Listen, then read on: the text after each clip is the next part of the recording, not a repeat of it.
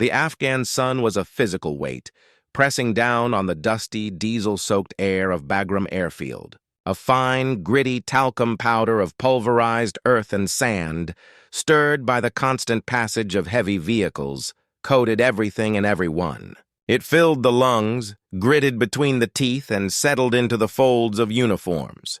At the center of this controlled chaos was Airman First Class Eva Ramos. Her post was the main gate, a nexus of frantic energy where the relative safety of the base met the unpredictable threat of the world outside. Her M4 carbine felt familiar and heavy in her hands, a constant, sobering reminder of the reality of her deployment. To the convoys of heavily armored MRAPs and grinning soldiers heading out on patrol, she was likely just part of the scenery, a fixture, a gate guard. They would flash their IDs, she would nod, the barrier would rise, and they would roll out towards their own defined missions, their own clear-cut dangers. For them, the war was out there. For Eva, the war was right here, a constant low-grade thrum of vigilance. She was the daughter of a retired master sergeant, and she had been raised on a diet of duty, honor, country. She knew the unspoken hierarchy, the way a combat patch on a sleeve commanded a certain unspoken respect that her own spotless uniform did not. She had joined to be part of something bigger, to serve like her father, but her application for the elite combat medic course had been returned to her just last week. The denial was a single, stark line on the form. Lacks sufficient operational experience. The words were a dull ache in her gut.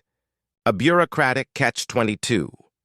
How could she gain the experience if she was never given the chance? So she poured all her focus into her post. Her eyes, behind her protective sunglasses, were never still. They scanned the face of every Afghan national seeking entry, looking for a flicker of nervousness, a bead of sweat out of place. She assessed the speed of approaching vehicles, the load of vendor carts, the body language of the local workers. This gate was her front line, and she would defend it with a professional perfection that was, she hoped, its own form of courage. The low growl of a powerful engine cut through the ambient noise. A pair of heavily modified, dust-caked F-150s, known as Daygors, approached the gate. These were not standard Army-issue vehicles. The men inside wore beards and non-standard kit, their postures relaxed yet radiating a coiled intensity. They were U.S. Navy SEALs. In the passenger seat of the lead vehicle sat a man whose very bearing screamed command. This was Commander James Thorne. His reputation was a ghost that preceded him on the base, a man spoken of in tones of reverence for his brilliance and near-mythic for his toughness. As the vehicle slowed to a halt, Eva moved with practiced, crisp efficiency. She stepped forward, her weapon held at a safe but ready, low-ready position. She expected the usual routine. The driver would hand her a stack of IDs. She would verify them with a quick glance, nod, and wave them through. It was a transaction she performed 100 times a day. But today was different. Commander Thorne didn't just hand over his ID. He opened his door and stepped out onto the sun-baked asphalt. The move was so unexpected that even his own driver looked surprised. Thorne's eyes, sharp and missing nothing, swept past Eva, then locked directly onto her. He wasn't looking at her as part of the gate's machinery. He was looking at her, at the sharpness of her salute, the alert set of her shoulders, the professional scan of her eyes that took in him, his vehicle, and the entire perimeter beyond. He saw a soldier, not just a post. Then, in a gesture that seemed to freeze the very dust in the air, Commander James Thorne came to a rigid, parade ground attention. He raised his hand in a perfect, sharp salute, his gaze fixed on her. It was a gesture of deep, formal respect, rendered not from senior to junior, but from one warrior to another. The bustling activity around them seemed to halt. The laughter from a nearby HMMWV died away. The only sound was the constant, distant thrum of a generator. He held the salute, a statue of respect in the chaotic heat, waiting for her to complete the exchange. In that silent, suspended moment, the entire world of Bagram Airfield watched and wondered why. The silence that followed the commander's salute was louder than any explosion. Ava's training held her steady. her own salute returning his with a precision that was pure muscle memory, but her mind was a storm of confusion. This was a breach of protocol, an inversion of the natural order that governed every aspect of military life. Senior officers did not salute junior enlisted first. Legends did not acknowledge gate guards. The world had tilted on its axis, and she was the fixed point around which it spun. She could feel the weight of a dozen stares from the other guards at the checkpoint, their curiosity a physical pressure against her skin. The low murmur of conversation from a passing group of contractors ceased abruptly. Even the dust-choked air seemed to hang motionless, waiting for the next act in this inexplicable drama. Commander Thorne finally dropped his salute, his hand cutting down sharply to his side. His eyes, a piercing and unsettling shade of blue, remained locked on hers. They held no condescension, no paternal pride. Instead, they held the flat, assessing look of one professional evaluating another. It was the look her father had given her when she'd assembled her first rifle blindfolded, searching for any flaw in her technique. He didn't get back in the truck. He took a single step closer, his voice low, meant for her ears alone, yet it carried in the unnatural quiet. "Airman," he began, his tone as gritty as the sand under their boots. "I was in the Joint Operations Center last week. I read the after-action report from the complex attack on the North Perimeter. The one on the 14th. Eva's breath caught in her throat. The 14th. The memory rushed back, not as a coherent narrative, but as a sensory flood. The sudden deafening crump of the first RPG hitting the guard tower. The frantic staccato chatter of small arms fire from the tree line. The acrid smell of burning rubber and cordite that had seared her nostrils. The gate had become the front line in a matter of seconds. The report stated, Thorne continued, his voice relentlessly calm, that the airman on duty maintained her security posture, identified the secondary attack vector, and returned effective fire, disrupting the enemy's advance. He paused, letting the clinical words of the official report hang in the air before he translated them into brutal reality. It said you pulled 2 wounded ANA soldiers to cover while rounds were impacting the concrete around you. You used your own IFAC, your own tourniquets on them. You kept them alive until the QRF arrived. He finally moved, turning slightly to open the passenger door of the Daegor. But before he climbed in, he delivered his final, quiet verdict. The report called it exceptional composure under fire. I call it courage. A different kind of courage than kicking in a door, but courage just the same. Well done, Airman. With that, he swung himself into the vehicle and pulled the door shut. The spell was broken. The engine revved, the barrier arm lifted, and the dust-caked truck rolled forward, carrying the SEAL team back into the heart of the base. The normal sounds of the gate slowly returned. The rumble of generators, the distant shout of a drill sergeant, the bleating of a horn from a waiting supply truck. But for Ava, nothing was normal. The professional mask she had worn for months was shattered. He knew. He had seen the report that her own chain of command had seemingly filed away and forgotten. He had seen past the gate guard label and recognized the soldier underneath. And in doing so, he had handed her a piece of her own worth that she hadn't realized she'd been missing. The ache of the denied application was still there, but it was now joined by a new, fierce, and burning sense of validation. The rest of Eva's shift passed in a surreal haze. The familiar routine of checking IDs and waving on convoys felt like she was acting in a play. Her body performed the motions, but her mind was 1,000 miles away, trapped in the memory of that salute. She could still feel the phantom pressure of Commander Thorne's gaze, the weight of his words settling deep into her bones. I call it courage. The phrase played on a loop, each repetition chipping away at the wall of frustration she had built around herself. The other airmen at the gate tried to catch her eye, their expressions a mix of curiosity and a newfound hesitant respect. A staff sergeant, who usually offered little more than a grunt, actually nodded to her as he passed. But Ava barely noticed.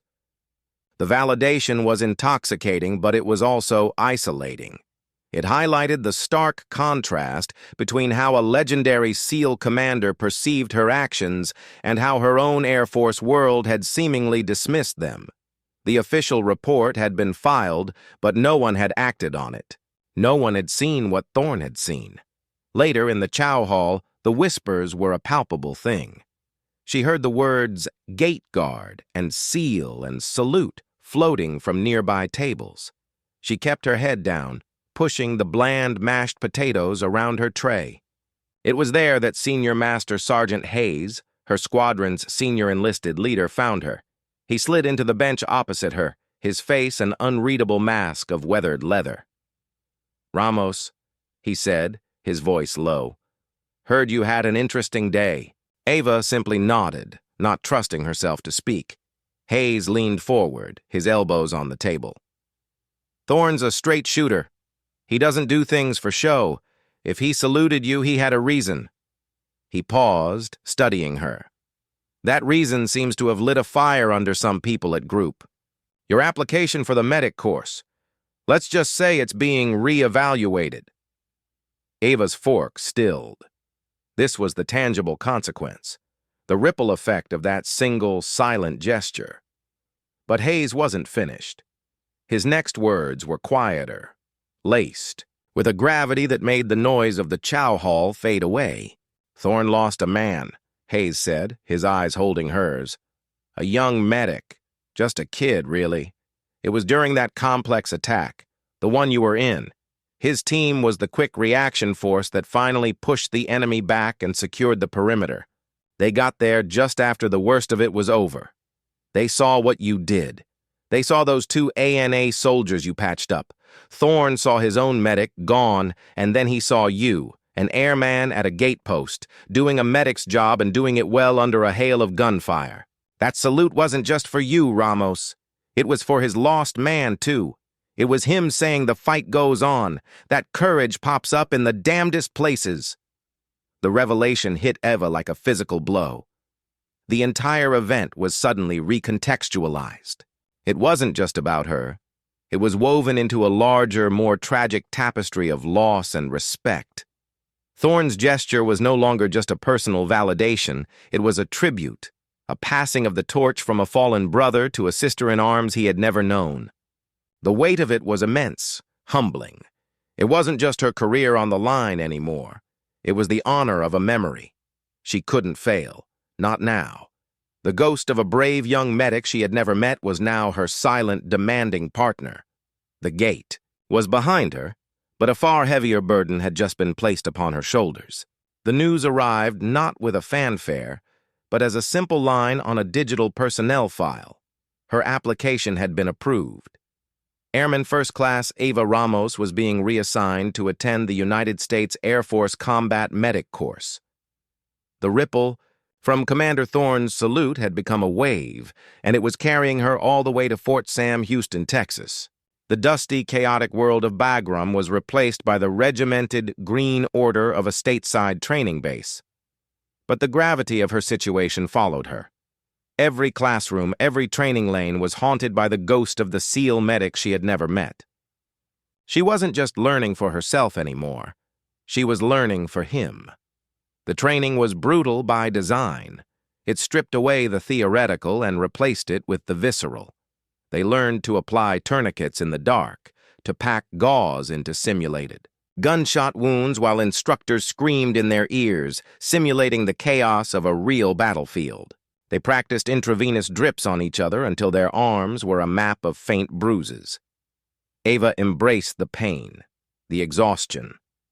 When others faltered, she dug deeper. The memory of the attack on the gate was her fuel.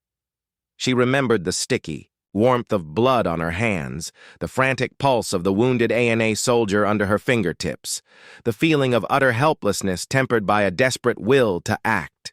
Now, she was being given the tools to replace that helplessness with competence.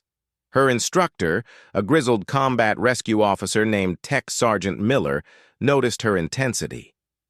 "Ramos, you treat every training scenario like it's personal," he remarked one afternoon after she had flawlessly triaged 3 casualties in a smoke-filled building. "It is, Sergeant," was all she said, her gaze steady. She couldn't explain about the salute or the fallen SEAL. That story felt too sacred, too heavy to share. It was her private burden and her private motivation.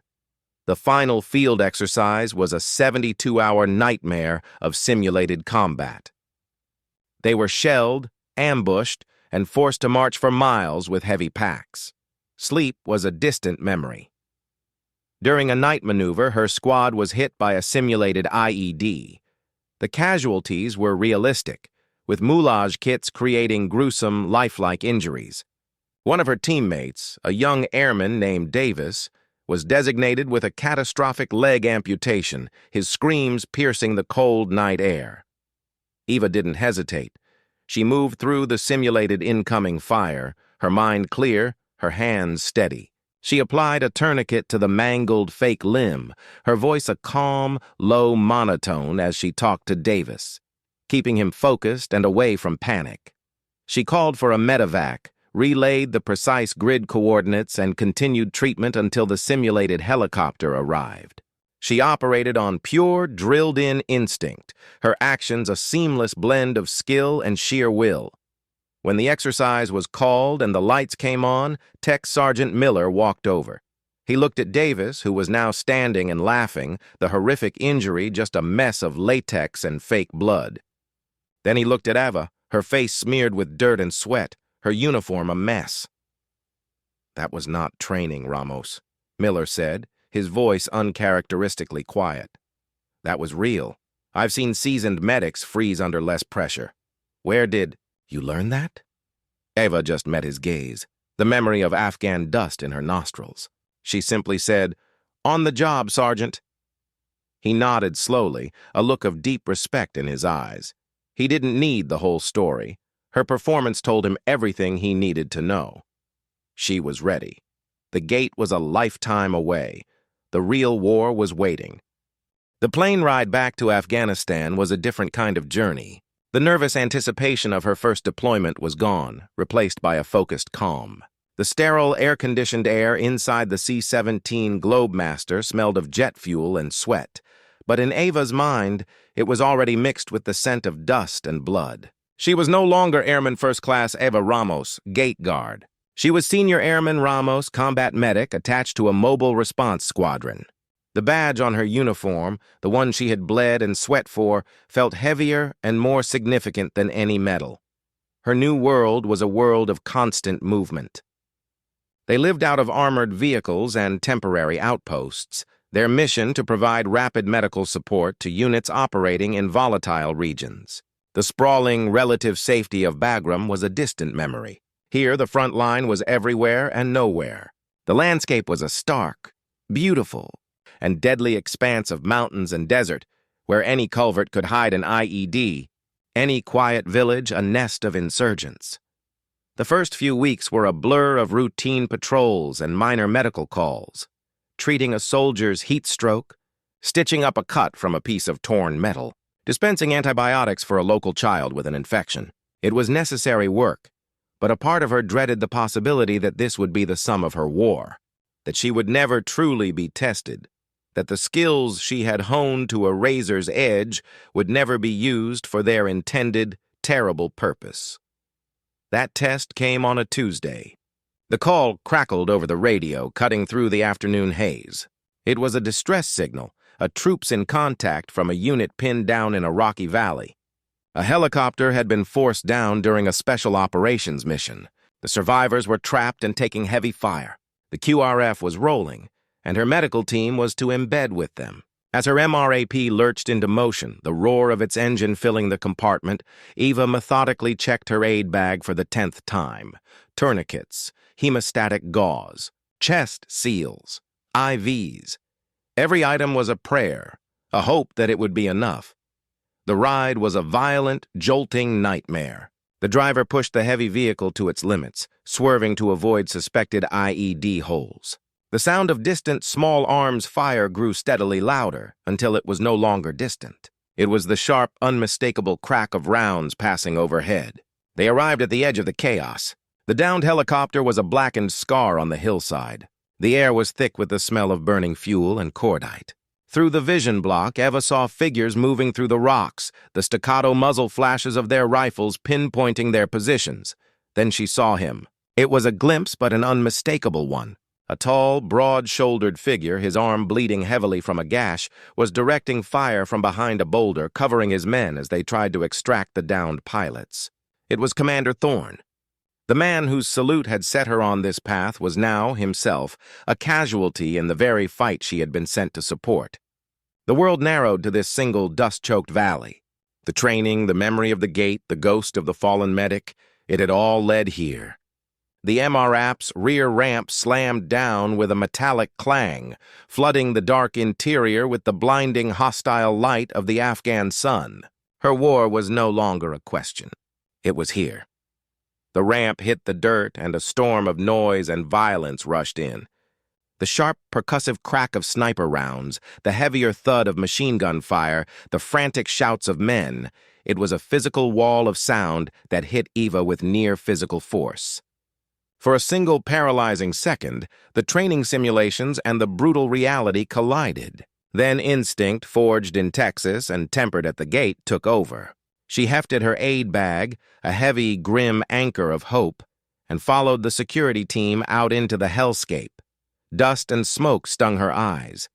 The earth erupted in small geysers where bullets impacted a few yards to her left. She kept low, moving with a desperate, crouching run towards a cluster of boulders where a soldier was frantically waving them over.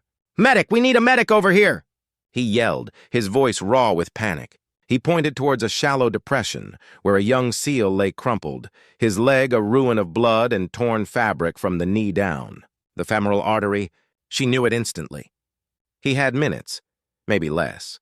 Eva slid to her knees beside him, the sharp rocks digging through her uniform. The world, the entire raging battle, shrank to the space between her and the wounded man. His face was pale, his eyes wide with shock.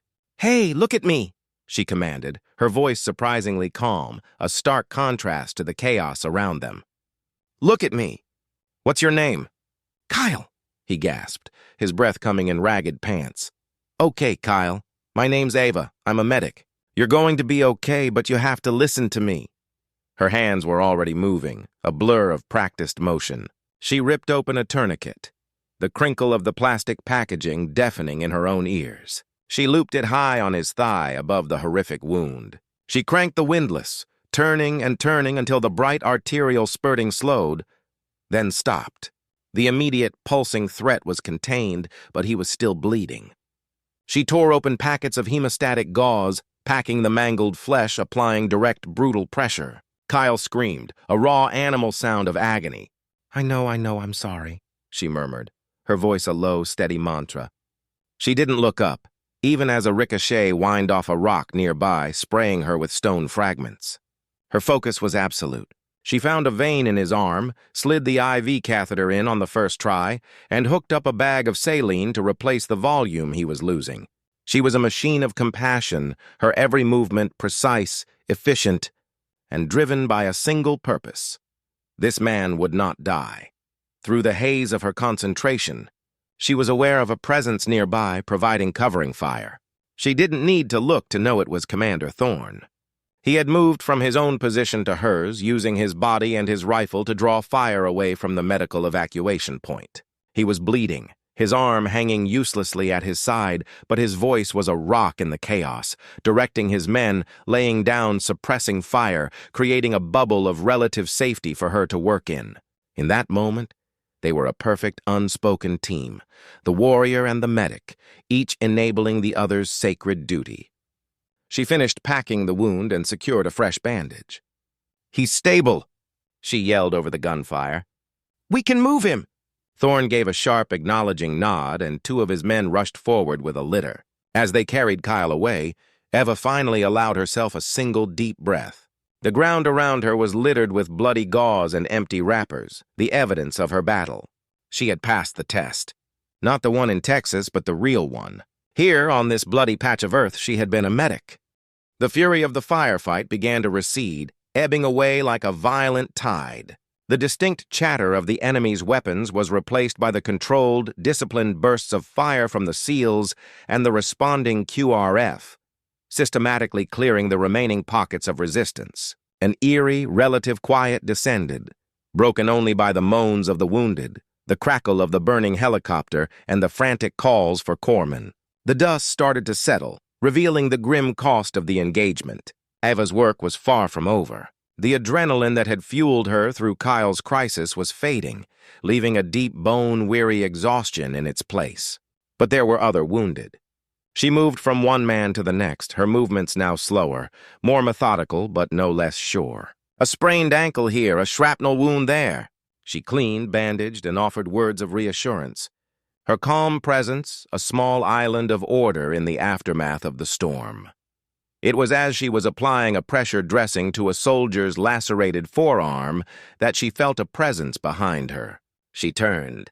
Commander Thorne stood there, his own wounded arm now hastily wrapped in a blood-soaked field dressing. The gash on his brow had left a dark trail of dried blood down the side of his face, contrasting starkly with the fatigue in his eyes. But those eyes were clear, and they were fixed on her. He didn't look at the chaos around them, or at the retreating enemy, or even at his own injury. He looked only at her. He didn't speak. There were no words adequate for the moment, no military regulation that could encompass what had just transpired between them. The formal salute at the gate had been a question, a challenge thrown down across the vast gulf of their ranks and experiences. This moment here in the blood and the dirt was the answer. He didn't offer a handshake. He didn't smile. Instead, Commander James Thorne, a man who had seen every facet of war, gave her a single, slow, deliberate nod.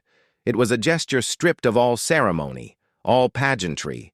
It was a raw, unvarnished transmission of respect that passed between them as clearly as if he had shouted it. It was the acknowledgement of a peer. In that nod, he said everything. He said, "I see you." He said, "You belong here." He said, "Thank you for my man's life." The silent communication was more powerful than any medal or commendation she could ever receive. Ava, her own face smudged with dirt and Kyle's blood, simply nodded back. It was all that was needed. The transaction was complete. The debt of the salute had been paid in full, not with a return gesture, but with blood and skill, and courage under fire. He turned then, his focus shifting back to his team, barking orders to consolidate their position and prepare for the exfiltration helicopters that were now thundering in the distance. Ava watched him for a moment. This giant of a man who had, with one simple act of recognition, irrevocably changed the course of her life.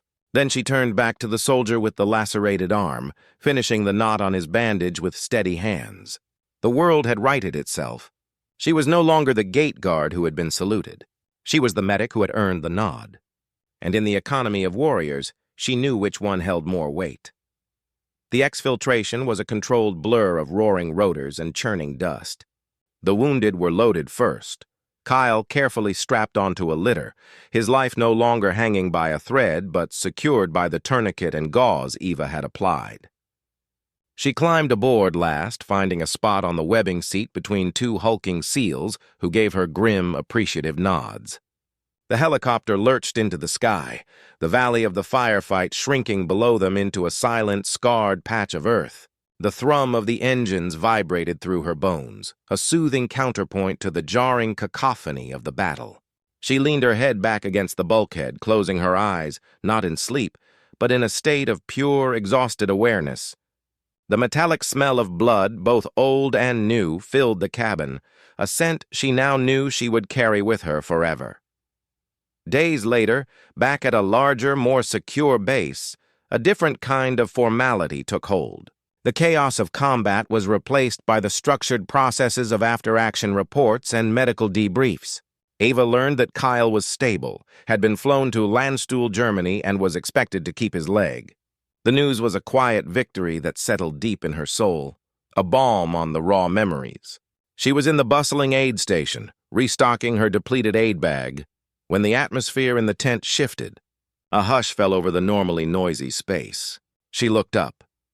Commander Thorne stood at the entrance, his arm in a proper sling, his face clean of blood, but still bearing the harsh lines of recent combat. He was not alone. Beside him stood a grizzled command master chief, and behind them were several members of his troop. They were all in clean, if worn, uniforms. They had come as a unit. Thorne's eyes scanned the tent and found her. He walked towards her, his boots silent on the canvas floor. The other medics and corpsmen stopped what they were doing, watching the scene unfold. Thorne stopped before her. This was not the dust-choked battlefield. This was a place of order, and his actions reflected that. He did not nod. He came to attention, his posture rigid and perfect despite his injured arm. And then, in front of God and everyone, he rendered a second, flawless salute. This salute was different from the first. The salute at the gate had been a question, a challenge, a recognition of potential courage. This salute was an answer. It was a full, formal, and public acknowledgement of proven valor. It was a salute from a commander to a fellow warrior who had stood her ground in the face of hell and had pulled a brother back from the brink. It was a salute of gratitude, of respect, and of welcome into the fold, Eva, her heart swelling with a pride so profound it felt like pain, came to attention and returned the salute with every ounce of precision she possessed. It was sharp, it was clean, and it was held for the exact regulation count. As their hands dropped in unison, Thorne spoke, his voice carrying clearly in the silent tent. "Senior Airman Ramos, on behalf of my team and for your exceptional courage and life-saving actions in combat, you have our deepest gratitude. You saved one of ours." He then extended his left hand, and she took it, his grip firm and sure. The handshake sealed the pact. He and his team turned and left as purposefully as they had arrived. The tent remained quiet for a long moment after they were gone. Then, one of the veteran corpsmen let out a low whistle. Another medic simply clapped Eva gently on the shoulder. There were no more whispers, no more curious stares. There was only a settled, unshakable respect. Eva looked down at her hands, the same hands that had once only held an ID scanner at the gate. They had held life and death in them now, and they had not faltered. The long journey from the perimeter wire was over. She had arrived,